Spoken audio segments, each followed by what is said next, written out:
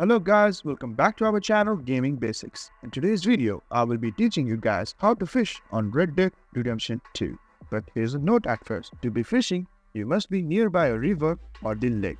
And so after you are in one of those, all you have to do is just hold the tab button and switch it to items because that's where your fishing rod will be stored.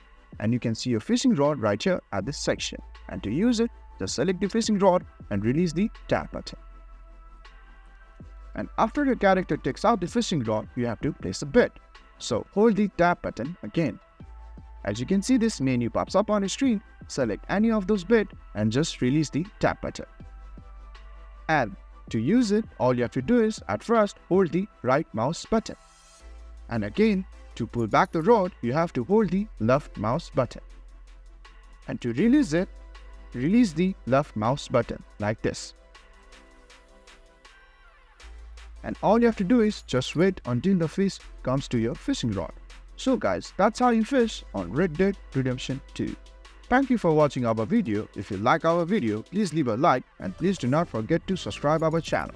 Also hit the bell icon to get updates with our latest videos and drop a comment for reviews and more content like this. I will see you guys again in our next video. Thank you for watching.